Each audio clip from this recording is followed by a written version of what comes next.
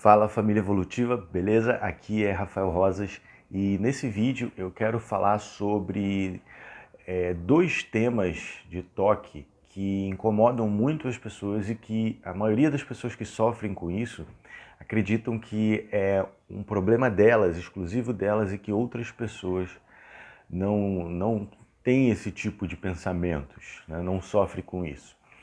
Bom, esses temas de toque são os toques os temas de blasfêmia, né, de toque contra Deus ou contra a religião, e toques de agressividade, né, de pensamento de agressividade.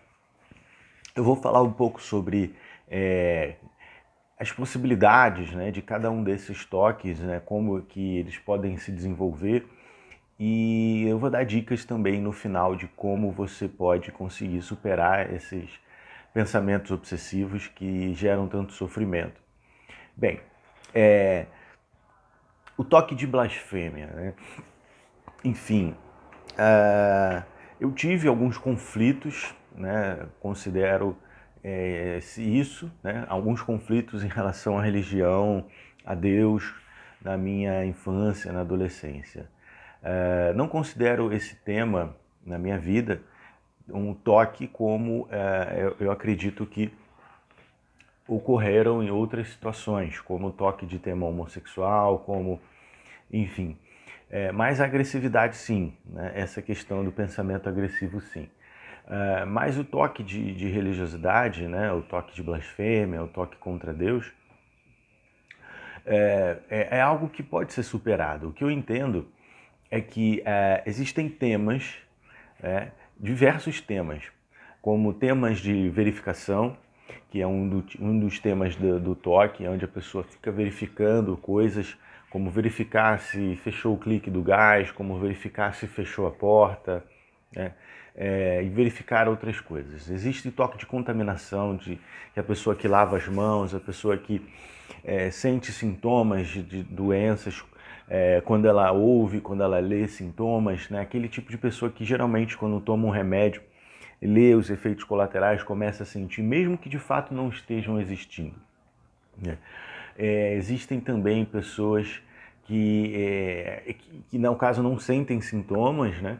Mas que acreditam que estão contaminadas, fazem exames, e esses temas de contaminação geralmente vão migrando de tema. E existem os temas tabus, né, que envolve a religião, Deus, envolve homoafetividade, envolve a própria sexualidade em si, né, independente se for sexualidade hétero ou sexualidade homoafetiva, enfim, todos os temas de tabus, né, como também a questão da agressividade às pessoas que a gente ama. Então são essas possibilidades de temas de toque. Por que eu estou falando disso? Porque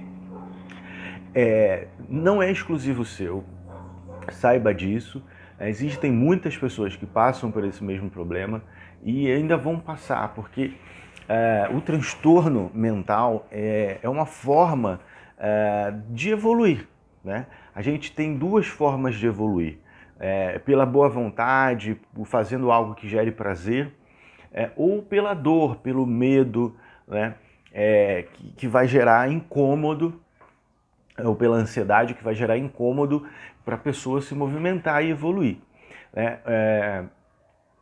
Qual é melhor, qual é mais rápido? Lógico, é melhor a gente aprender a evoluir, né, pelo amor, né, aquilo que a gente faz, do que a gente evoluir pela dor, né, pelo sofrimento. Mas são duas formas de evoluir. E o que eu acredito, né, em relação ao toque de blasfêmia, ao toque contra Deus ou religião específica, né, é uma forma de você entender, né, que é preciso questionar de fato. A questão é como você direciona esse questionamento, e o proveito que você tira disso. Eu questionei, né, isso. Eu lembro que eu até falo que eu fiquei de mal com Deus durante um tempo, até me dizia ateu, né, em algumas situações, em algum momento da minha vida. Mas o que eu fiz? Eu acredito que esse tema não virou mais um tema de toque na minha vida, como foi de homoafetividade, como foi os rituais de me morder, como foi as questões da masturbação, da autoestima, enfim. Isso, eu busquei, né, de alguma forma ali, o tema, alguns temas eram mais frequentes, a questão da ansiedade também, episódios depressivos, né, que eu me sentia muito triste, sentia vontade muito forte de querer morrer, de tentar me matar, e tinha esses pensamentos. E eu questionei a Deus muitas vezes por causa desse sofrimento. E isso começou a me perturbar a ponto de eu tomar uma iniciativa de começar a estudar, começar a, por mim mesmo, estudar diferentes religiões, não só aquela religião que meu pai e minha mãe impunham para mim como realidade, como uma religião certa.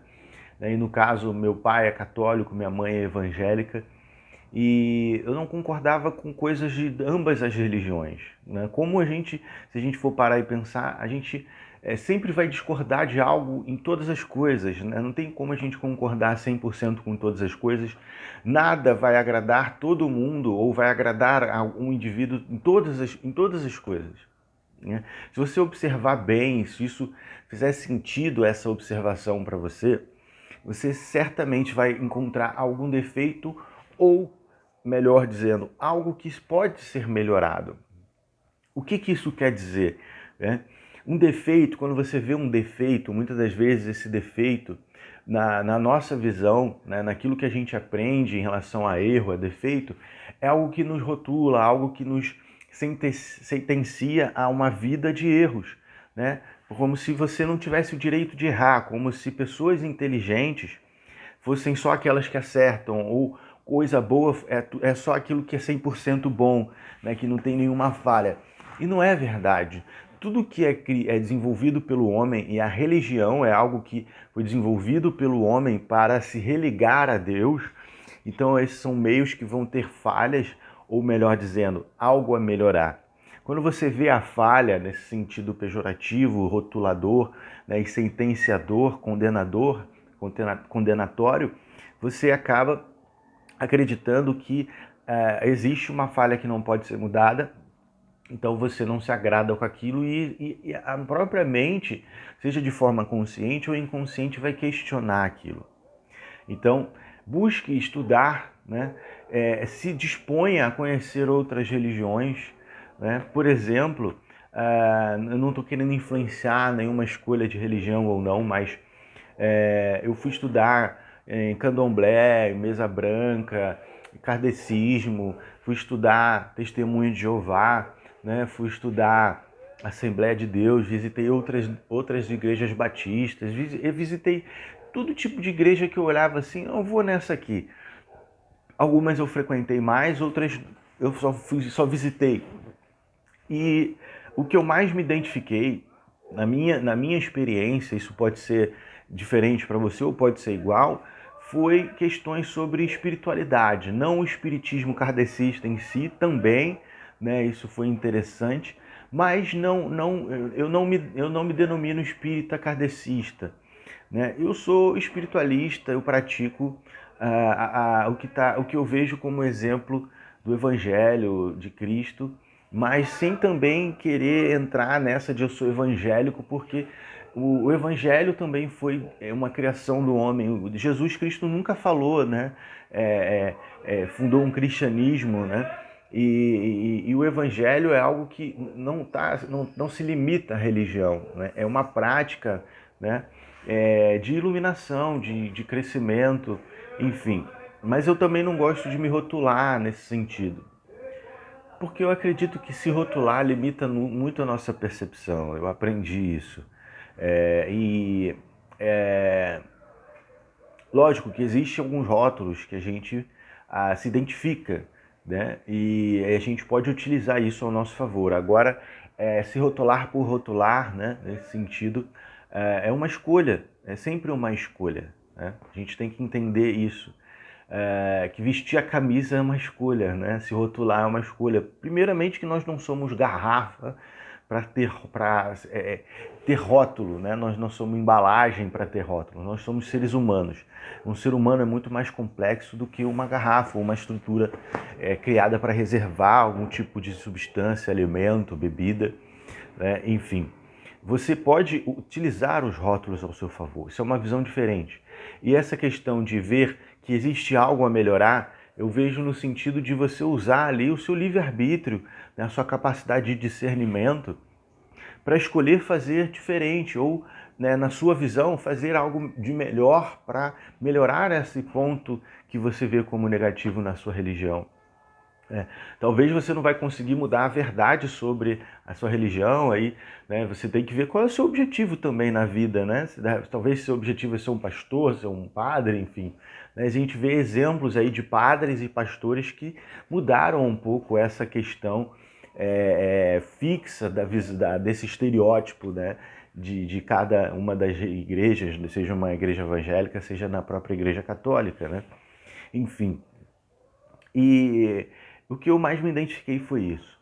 Então, eu acredito que quando você adquire o conhecimento, tem o discernimento, né, principalmente ligado a essa questão da religião, né, ou sobre Deus, isso é bem natural, é bem automático essa transformação no seu ponto de vista. Quando você encontra uma religião que realmente conforta o seu coração, quando você encontra uma prática que vai te religar a Deus, independente de estar associado a um local físico, um templo onde você tem a necessidade de frequentar encontros, né, rituais, independente disso, tá? Então, agora em relação ao tema de agressividade, eu lembro que era muito presente isso, né? Isso aconteceu após eu ter sonhos repetitivos com comida. Eu tinha problemas com comida também, né? Eu tinha uma rejeição compulsiva por comida, que eu se sentia muito mal, sentia vontade de vomitar e tudo aquilo, sentia muita culpa, porque minha mãe dizia, você tem que comer, porque as crianças na Etiópia estão morrendo de fome, você viu lá, não sei aonde que passou na TV, provavelmente na Globo, né? Algum lugar que mostrou lá as crianças da Etiópia lá, magras, né, só pele e osso, e aquela imagem me deixava muito chocado. Eu tinha sonhos repetitivos, pesadelos, né, com macarrão, porque macarrão era a única coisa que descia, né, assim, que eu gostava mais de comer, o que eu realmente não comia de boa vontade, não obrigado. E o sonho acontecia quase todas as noites, quando eu estava num quarto branco, todo branco, com as paredes brancas, e eu não conseguia ver no quarto, nem porta, nem janela, não existia. Isso no pesadelo, né? E ali entrava macarrão, não sei por onde, pelo teto, descendo pelas paredes, assim, e aquilo me sufocava. Eu sentia a impressão que eu ia morrer no sonho, e todo dia eu sentia que eu morria no sonho, quando eu não dava conta, que não era possível eu comer todo aquele macarrão. Eu sempre morria sufocado. E acordava tendo crises de ansiedade. Esse é um pesadelo que era frequente, praticamente diário. Então, na minha visão hoje, tá? Eu revendo, fazendo uma retrospectiva da minha vida, depois de fazer outros processos de terapia como cliente, né? Como paciente, eu percebo dessa forma, tá? De que a estratégia de agressividade foi meio que para me conseguir lidar com esses temas de eu morria todas as noites nos meus sonhos. Sonhar que morre é uma sensação muito desagradável, independente de ser frequente ou de ser uma vez ou outra, né? É a mesma coisa que sonhar que está caindo, que você vai cair de um precipício, ou que você caiu de um avião, ou de algum lugar alto. E você sente aquela sensação de fato, né? Porque o cérebro ele não sabe distinguir o que é real do que é imaginário. E se é algo que te coloca na percepção de risco, né? Isso faz com que você desenvolva estratégias, né? Principalmente se isso é repetitivo, se isso é frequente. Seja o risco pelo abandono, pelo descaso, pela distância de figuras importantes na infância, ou de casos de agressividade, de abuso, enfim. É uma percepção de risco, assim como nos sonhos. O cérebro não distingue o que é real do que é imaginário. Então, como aquilo acontecia, né, eu não tinha risco nenhum, a não ser de tomar uma chinelada da minha mãe, ficar de castigo, né, porque era chinelo na mão e prato na outra, né, e colocava o chinelo e come, porque ameaças, né, psicológicas de eu, né, de sentir culpa pelo fato de ter pessoas passando fome e eu rejeitando a comida, entende? E ali isso acontecia. E ali, para me livrar desses sonhos, eu comecei a desenvolver pensamentos, né, ou seja, rituais de pensamento de agressividade. Porque isso era uma defesa. Já que eu não conseguia fugir do macarrão, e não adianta me fingir de morto, porque eu ia morrer de qualquer forma no sonho, e a sensação de culpa, né, era muito grande, eu comecei a ter esse tipo de pensamento como estratégia para lidar com esse sofrimento, porque são mecanismos naturais de defesa do ser humano e de muitos outros animais, né? A luta, a fuga ou o congelamento. Então, se eu não consigo fugir, eu tento lutar, né? Se eu me sinto acuado, a gente vai tentar lutar para pelo menos conseguir fugir num primeiro momento, ou para enfrentar se não tiver outra opção. Isso é instinto animal básico que está no ser humano também, né? Vem do nosso cérebro primitivo, reptiliano, né? O cérebro crocodiliano, como é conhecido. Então, isso acontece numa forma de estrutura de pensamentos também, não apenas em ações, em comportamentos, às vezes de automutilação, como eu tinha também, que eu ficava me mordendo, né? Porque eu sentia essa necessidade de expressar, de exteriorizar a dor, para ver se eu conseguia perceber a dor do lado de fora. Então, às vezes eu socava, né, batia a cabeça, tem né, você vai ver que tem aqui um lado que é maior do que o outro aqui na minha testa, não é chifre, né, é um galo que realmente desenvolveu por bater a cabeça várias e várias vezes na parede para sentir uma dor que eu percebesse que viesse do lado de fora. Isso é um comportamento compulsivo de autoagressão. Então eu cheguei nesse nível de toque, né? E como eu percebia que isso aqui não me adiantava, eu cheguei em um momento que eu me mordia, né? Essas partes do dedo aqui, porque era um lugar que eu conseguia esconder, né? Cruzava os braços ou escondia, né? E eu comecei a morder essas partes assim, né? Forte, mordia forte. E com o passar, com a repetição, eu não tinha essas dobrinhas do dedo, desses 4 dedos aqui. Eu não tinha essas dobrinhas, não apareciam. Era um calo só, era uma coisa, um calo, literalmente era um calo. Então começaram a perceber os amigos, né, na infância, início da adolescência, me zoar, né? E começaram a ver, a perceber o que eu fazia e ali, enfim, né? E o que eu fiz para lidar com isso? Na verdade, foram várias coisas que eu fiz, né? Mas o que realmente me ajudou e que eu quero compartilhar com vocês tá numa playlist do canal Mais Indicados. Tem uma série de vídeos mais indicados ali. E você pode ver também os vídeos sobre hipnose no canal. Procura lá hipnose família evolutiva, relaxamento família evolutiva. E você vai ver que tem uma série de vídeos. Essa é a última dica que eu quero dar para vocês. Existe uma série de vídeos que trazem ferramentas para que você possa se sentir mais equilibrado internamente. Isso ajuda muito na questão da agressividade. Lógico, existem outras estratégias cognitivas a nível de pensamentos que você vai poder baixar exclusivamente pelo WhatsApp. Eu vou deixar o link aqui embaixo na descrição do vídeo. Eu estou construindo diversos MP3, alguns eu vou até deixar aqui no canal do YouTube também, para que você possa assistir. Eu vou deixar alguns dos vídeos que eu já tenho disponível no final, né, desse vídeo aqui, vai aparecer na tela em algum lugar, para que você possa assistir. Então, eu espero que você tenha gostado desse vídeo e se inscreve no canal se você não é inscrito, clica no sininho para receber as notificações aí e compartilha, deixa o like no vídeo para que mais pessoas possam ver, né? O YouTube vai entender que você gostou e vai compartilhar com o maior número de pessoas possível. Forte abraço, porque evoluir é o verdadeiro sentido da vida.